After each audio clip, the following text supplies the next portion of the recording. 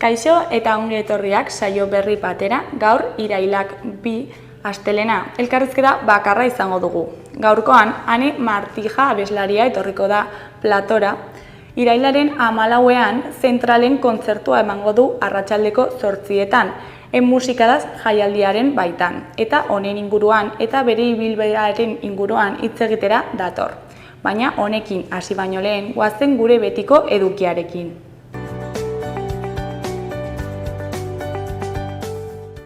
Goazen orain gaurko efemerideekin. Gaurko egun batean, 1963an, Andoaingo Guardia Zibilaren kuartela ikurrinaz papereztatuta agertu zen goizaldean. Urte batzuk geroago, 1972an, Guardia Zibilak Lekeition Mikel Martínez de Murgia eta Jose Benito eta kideak hil zituen operazio erraldoian. Egun berean baina 1987an, EHeko 6 kideek euren kontrako epaiketa eten zuten Bergarako epaitegian. Eta bukatzeko 2015ean Aylan Kurdi 3 urteko errefuxiatu kurdua hilik azaldu zen Turkiako kostan.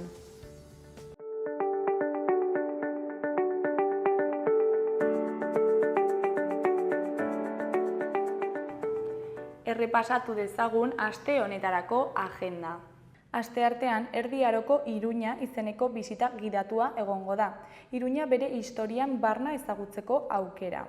Topagunea udaletxe plazan izango da goizeko 11etan.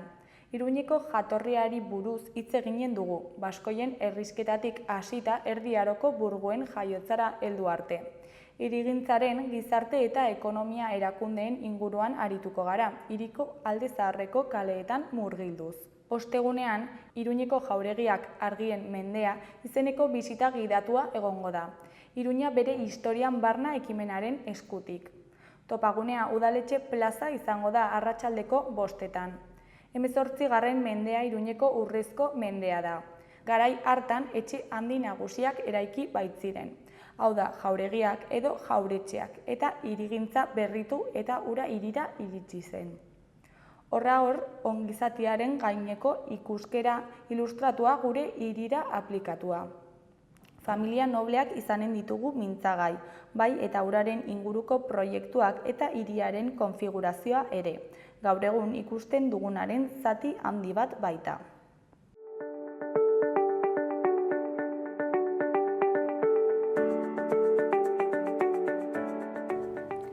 Ikus dezagun gaurko egunkarien azalek zer dioten. Diario de Noticiasen titular nagusian, Alemaniako ultreek hauteskundeak irabazi dituzte 80 urte geroago. Turingian, zundaketan arabera, Alemaniaren alternatiba nagusitu da. Gobernura iristeko aukerak urrunak dira, osasun kordoian pintzadorarik ez badago. Argazki nagusian, Boyomok bere lehen gola ospatu du osasunarekin Ruben Garziaren eta oroz berritu berriaren pozaren aurrean. Titularrean, debuta, gola eta garaipena. Osasunak aurpegia aldatu du sadarren, zelta mendean hartu du eta Boyomok gola sartu du estreinakoan. Hori koloreko berrietan, alde batetik mahats uzta 53 milioi kilokoa izango da. Beste alde batetik, Castrillok bigarren etapa eman dio Kern Farmari bueltan. Eskuineko berrietan, batetik 3 urteko 5.000 ikasle inguruk bere eskola etapa hasiko dute. Bestetik, frankismoaren biktimen oroimenak bizirik dirau 8 portillon. Jarraian, Sorian ito zen gazte tuterarraren gorpua aurkitu dute. Azkenik, Gazan 6 bahituren gorpuak aurkitzeak Netanyahu presionatu du. Diario de Navarraren titular nagusian, Nafarroako ostalaritzak botilloia amaitzea eskatu du. Etorkizuneko alkoholaren legeak gazteen alkohol kontsumoagatik ez kriminalizatzeko eskatu dute. Haiek alkoholik zerbitzatzen ez dietela ziurtatzen baitute. Argazki nagusian, Boyomok eta Ruben Garziak lehenengo honen gola ospatzen. Enzo Boyomok sartu zuen gorritxoen lehen gola osasunarekin debuta egin zuen egunean. Titularrean, arratsalde biribila. Osasunak erasok aurpegirik onena berreskuratu du sadarren. Gainera, klubak Gainera, klubak Aimar Orozi kontratua berritu diola futbol zelaian iragarri zuen. Eskuineko berrian, Pablo Castrillok irabazi du bueltako etapa nagusia. Goiko berrietan, batetik euriteek 100 litro baino gehiago utzi dituzte iparraldean. Bestetik tomate itsusi eta zaporetsuek saria dute. Azkenik, Nafarroako ardoa publiko gaztearen bila dabil. Gararen titular nagusian, Macron NFP-ren pitzadurak zabaltzen saiatzen ari da Kazeune berekin.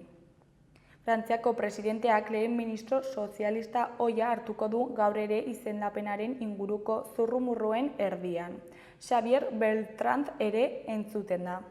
Argazki nagusian Urdaibai eta Arraun Lagunak lehenengoak Kontxan. Ez zen ezustekorik izan Kontxako banderaren lehen igandean. Urdaibaik gizonezkoetan eta Arraun Lagunak etxeko taldeak emakumezkoetan ez zuten ezustekorako aukerarik utzi. Erdiko berrian, Gasteizko Legebiltzarrean urte erdiko geldialdiaren ondorioak. Eskuineko berrietan, alde batetik Maili Txintxurretaren erreportaia dugu, pantailak edo liburuak, hobe zientziak dioena entzutea. Beste alde batetik, 6 baituen heriotzek Netanyahuren aurkako ira piztu dute. Bukatzeko artefaktua atalean, Euskal Zinemarentzako sail bat zinemaldian. Euskal Herria Irratiaren titular nagusian, Maria Etxabarri Iruñeko udaleko UPN-eko zinegotziak dimisioa aurkeztu du. Karguan 5 urtez egon ondoren alderdi barruan eta udal taldean izandako aldaketei egotzi die hartutako erabakia. Eskuineko berrietan, goikoan, 4 dimisio berri Nafarroako gobernuko plantillaz arduratzen den departamentuan. Maria Camilla Almendros zerbitzuko zuzendaria, Natalia Martínez de Lizarrondo eta Felipe David Balkarzel atalburuak eta Carmen González Salgado lanpostuen negoziatuko burua dira joanen direnak. Behekoan, Odei Magoaren hitzetan, aurrek ulertu dezaketen helduentzako magia egiten dut. Odei Magoak aparizion ikuskizuna emanen du irailaren 6an, arratsaldeko 7etan Gaiarre antzokiaren atarian, udako egitarauaren eskutik.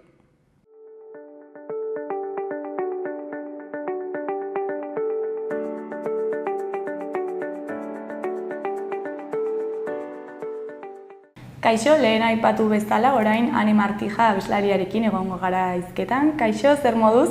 Kaixo, ongi. Eskerrik asko audiatzeagatik. Zuri etortzeagatik. Bueno, 14ean, irailaren 14ean, musikadaz jaialdian joko duzu, ezta? Bai. Baina horrekin sartu baino lehen, goazen zuri buruz hitz egitera. Noiz hasi zinen musika munduan? Musika munduan, egia esan, txikitatik hasi nintzelako musika ikasten, txistua jotzen, baina, nire musika sortzen eta hasi nintzen 2021ean, nola baita esateko. Eta musika ikasketak jaso zenituen horren aurretik? Bai, hori izan dakoa 6 urterekin uste dut musika eskola batean sartu nintzela, nire herritik gertu dagoen beste herri batean, Irurtzunen, eta hortxe hasi nintzen txistua jotzen, eta solfeoa ikasten eta holakoak. Eta nola pasazinen horretatik abeslari izatera?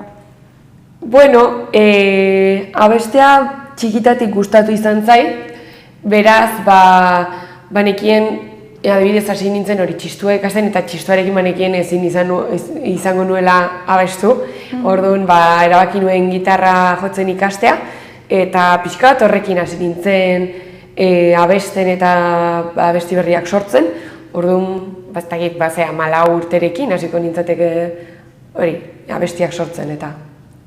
Eta zergatik erabaki zenuen?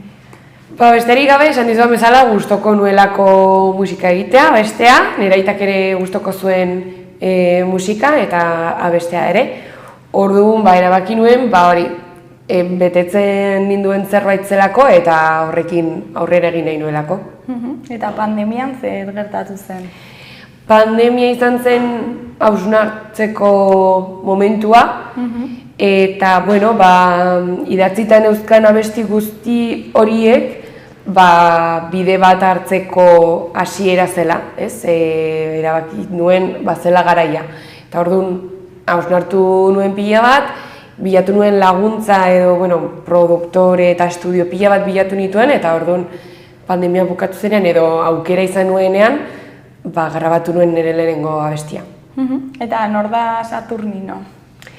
Saturnino da nire aitona, eta, betidani berarekin bizi izan gara, ez etxe berdinean bai, baina pixu ezberdinetan, eta orduan, oso gertu izan dudan pertsona bat, ez? Eta nola eragin izan du zure estilo musikalean? Ez dakit, egia esan, galdetzen didatenean abeste estilo egiten dudan nik, askotan ez dakit zer erantzun, nik gitarra hartu eta ateatzen dena egiten dudalako, ez? Baina pixkat, zesango nizuke, pop, euskaldunaren arteko zerbait izango litzatekena, bai. Eta aldatzerik, ez dakit, nik denetarik entzuten dut, estilo asko gustatzen zaizkidalako, baina egia da, nire burua igual batzuetan ez dudala nire burua oso argi ikusten, ez? Orduan, jarraituko dut gustatzen zaidana egiten, eroso sentitzen naizen estilo horretan murgiltzen, eta ikusiko da, ez dakit.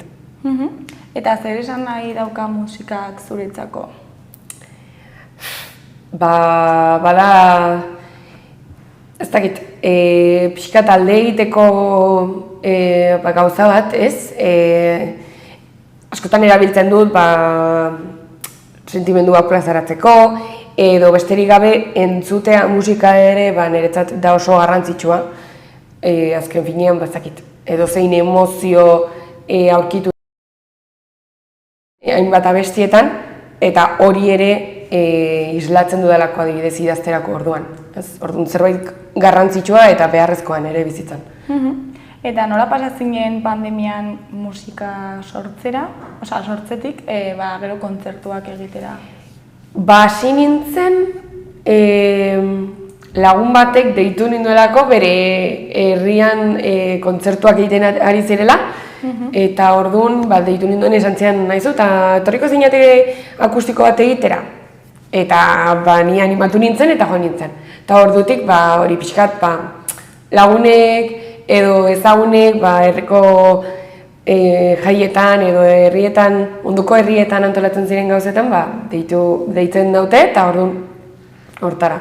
Eta pixkanaka egia da zorte izugarria izan dudalanik, eta zinbaldekoetatik deitu nautela jotzeko eta ni oso pozik eta horrekin eskertuta. Eta nola sentitu zinen taula gainik, egon zinen lehenengo aldian? Lehenengo aldian urduri, zen lehenengo aldian, egia esan, bakarrik joan baino lehenago egin izan dituen kontzertu batzuk, baina lagunekin. Orduan, bada babes moduko bat, ez? Lagun bat izatea hotza gainean nirekin. Orduan, bakarrik joan nintzen lehenengo aldian, pixkat urduritasuna, azken finean, ni bakarrik gitarrarekin, orduan, edo zein akatxe eginda ere, gehiago nabaritzen da, ez? Baina, poliki egia esan, naizela oso urduri jartzen, nahiko lasaia naizelako, eta ez dakit. Orduan, gutxinaka hori badoa, ez dakit, aldatzen edo, ez? Eta zer da gehien disfrutatzen duzuna, kontzertuetan? Adibidez, jendean erekin batera abesteen ikustea. Egia da, nire abestiekin gehienetan ez dela gertatzen, nire abestiak ez direlako ezaguna, baina, nik noizbenka ere bertsioak egiten ditut, eta adibidez, jendean erekin abesteen ikustea nire gustatzen zait pila bat. Eta nola ikusten duzu zure etorkizuna musika munduan? Galdetzen didate askotan hori, eta egia esan ez dakit zer esan, ez daukat inongo irudirik, ez? Nik egiten duena gustatzen zaidalako, baina, egia da lan egin nahi dudala, jarraitu nahi dudala lanean gauzak aurrera egiteko, gauza politak ateratzeko, eta beraz, aukera guztiei edo sortzen zaizkidan ez dakit, aukera guztiei aurrera eta hori, lanean jarraitu. Bueno, orain utziko dugu etorkizuna eta Hori da. 14ean aukera izango dugu zentralen zu ikusteko, baina zer da musikadaz jaialdia? Berez bada emakumeen irudia pixkat bultzatzeko egiten den jaialdi bat, eta egia esan oso pozik parte hartzeagatik eta oso eskertuta aukera hau eskaintzeagatik. Eta noiz ospatzen da? Ospatzen da asteburu hortan, Malauean da larunbata, ez dakit oraintxe bertan ez dakit, baina 3 egunetan zehar ospatzen den jaialdi bat, eta hemen izango da zentralen, eta orduan badaude kontzertu pila bat, eta polita, aukera polita. Eta aurtengo edizioa lehenengoa izango da edo aurretik egin izan da? Egia esan, nago oso enteratuta, baina ez dakit. Eta zergatik erabaki duzu honetan parte hartzea?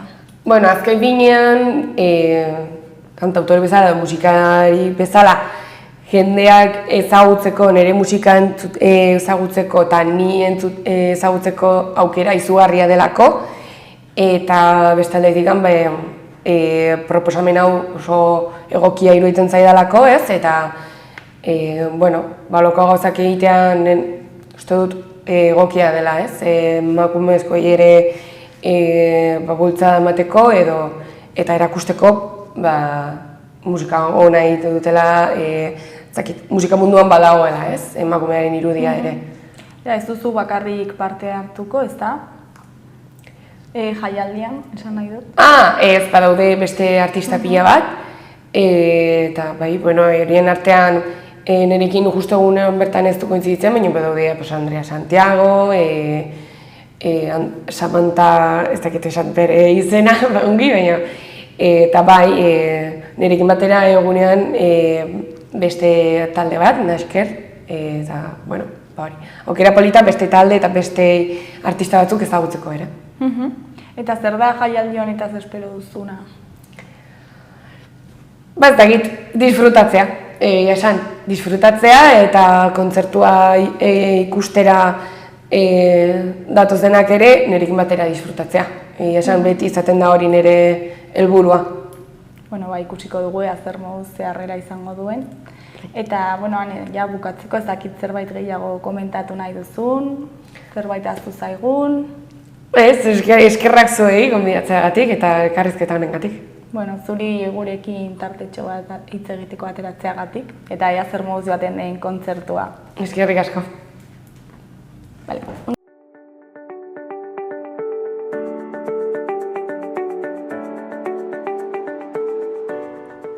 Gaurko eta biharko eguraldia ikusiko dugu.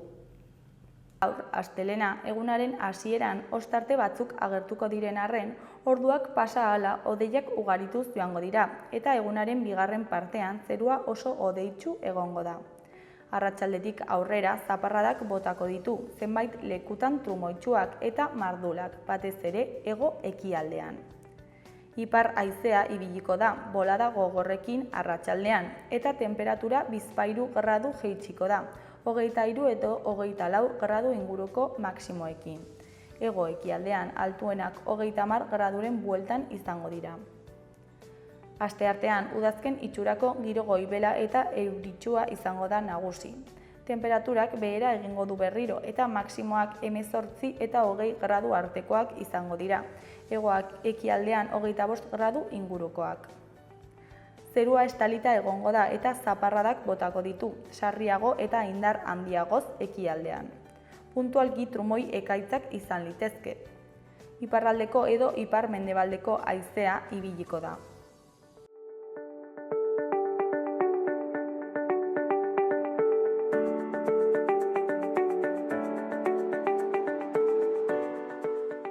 Gaurkoz, hau izan da dena, bihar itzuliko gara eduki eta elkarrizketa berriekin. Oso ondo bukatu eguna, agur!